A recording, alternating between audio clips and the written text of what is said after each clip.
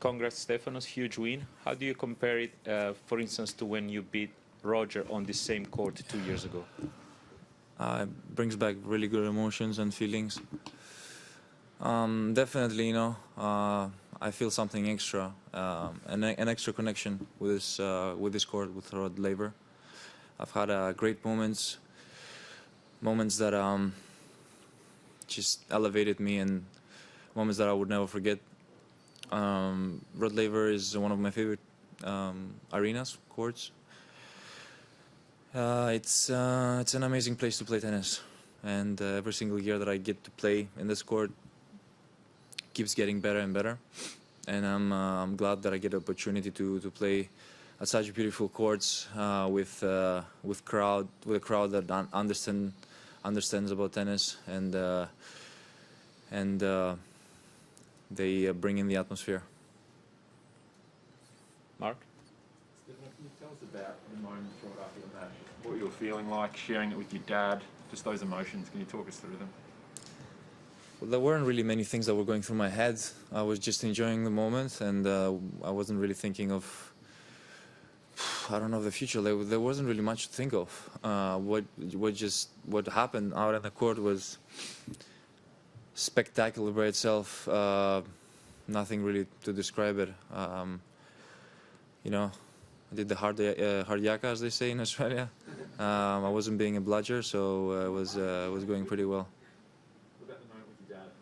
Like, are those the moments you almost play tennis for, to share it with the people you love? Yeah, it was a very special moment to share with my dad, and not just my dad, with my entire team.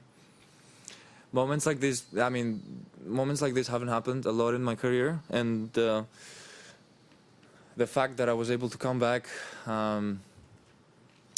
the way I did, and the way I fought against such a top respected player like Rafa was something extra, something I've never felt before. It was a first timer, and to be able to just walk up to my team and hug them and share that little moment of appreciation and solidarity, it was epic. It was everything I ever dreamed of, and I'm glad that I am where I am today. There's obviously light ahead at the end of the tunnel, and there's plenty more to go. Matt? Congratulations. It's a great match. There was he was playing just sort of flawless tennis through 3 sets. I don't think you had a break point. And then you won. He messes up the 2 overheads, and you won the tiebreaker. And you seem to really sort of come alive. Were you thinking just hang around, and eventually his level may drop a little bit, and yours might pick up? And you just what was your approach in that as soon as you had life in that 4th set? The thing is that I wasn't really thinking about a lot of things. Nothing was going through my head. I was so much... how would I describe myself? Nirvana.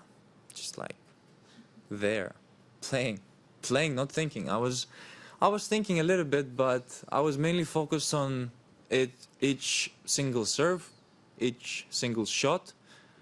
I think at the very 3rd set, I changed a few things. I changed my patterns. I maybe took a little bit more time. I think that helped. I wanted to stay in the court a bit longer. And these things kept adding up. I think they changed the pace, the rhythm, things like this. And I might have put like my brain a little bit, like I brainstormed and said, what is going wrong? Why is it not working my way? But then it just took off by itself. I didn't really have too much to think of. I think that's the way I feel it. I just played more flawless. I really didn't care, honestly. I played with no care, and that increased the level of tennis that I put out there. Any more in the room? Andre? But you definitely cut the errors from the second part of the match. That was a different approach, because he got you here and there. And also, I wonder, because it's mentally very strong. You know, he didn't lose the match since in Paris and here. To beat Nadal, you have to go for the winners. And how much does support you and help you, Patrick Muratoglu, in that kind of situation? We're a team. We discuss a lot about tennis. We love talking about tennis. Going into that match, there was a lot of preparation and a lot of discussion and talk of the tactics that I need to follow and just overall like the way I should approach and play this match. Patrick has a lot of experience in tennis. He has been around for a very long time, has worked with a lot of players. I'm very happy that he's part of my team. I'm very happy that he's there, not just supporting me, but also guiding me. I feel a huge connection with him. He's a great guy, on and off the court. And he's kind of a guru of tennis, I think. I'm lucky to have one of them in my part of my team. He analyzes, he sees the game very clearly, and he has helped a lot with my game. Also Keray Abakar, who's my coach in the academy, who doesn't happen to be here, but he's watching and helping me, you know, get to where I want one day. So we have a very good team. We're very loyal to one another, and I think it's also important that we love one another, which puts a bit of extra affection. Craig? Steph, after such an emotional match that's gone so long, how do you use that to go ahead and prepare for the next round against Daniil Medvedev? Well, I can tell you that I played a lot of tennis today, that's for sure. I played a fair amount. So I can see that maybe as an opportunity that I got the opportunity to play longer, feel the court, understand the environment that I'm in.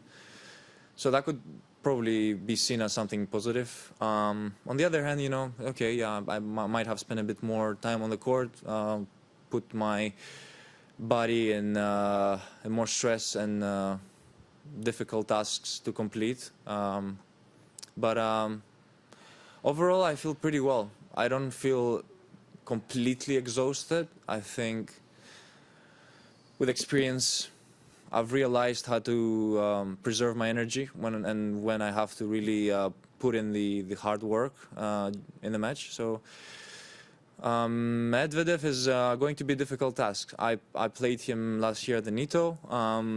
It was a good match from my side. He's in a very good shape, playing good tennis, playing accurate, playing simple.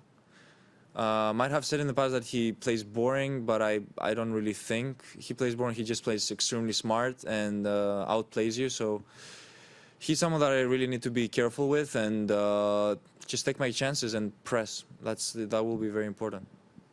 Okay, we'll move online to questions in English. Willie, first question, please. Congratulations. What are your thoughts about the way Novak Djokovic has used his love of this court to so dominate the Australian Open? And what have you learned, if anything, from his experiences that you've seen? Well, he's an amazing fighter. He had great victories in this court. I've watched many of his matches when I was younger, not yet in the tour. I remember an epic battle that he had against Stan Wawrinka, which was something to remember, and I loved this match. So he had great matches on Rod Laver, and he has been dominating. He has been winning here in Australia for many years. I much respect what he does and his consistency in Aussie soil, and he seems to be loving playing here. It's his vibe. Reem, next question, please. Hi, Steph. Hello. Steph, you said a bit earlier that you were almost didn't care. You were playing like not overthinking. How do you reach that state? Because it's not an easy state to be in, especially against someone like Rafa. So how do you explain being able to be in that state? Well, it would be weird if I was stressed and pissed at myself after being 2-love down, I think. it wouldn't really make much sense. I brought myself to that situation, so had to stay relaxed, had to stay present but relaxed, and had to adjust your things, you know, see what doesn't work. I don't know why, I woke up today and I felt really relaxed, and I just felt like things are going to go my way. It's I don't know how to explain it.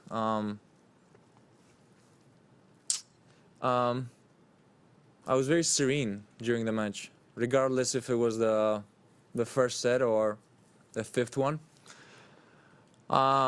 Maybe, I don't know, the absence of the crowd kept me like this. I'm not even sure. I'm trying to analyze it myself, but I'm very proud of that attitude that I showed. I think, honestly, I wasn't expecting too much, and I was expecting too less, and that led to this serenity that you saw on the court. And it's a good example. I think it's good for me to be that way. Nothing can go wrong. I think there's only benefits and positives out of it. And it's a sign of maturity and sign of strength, I think, as well. Okay, last question in English. Howard, when you're ready.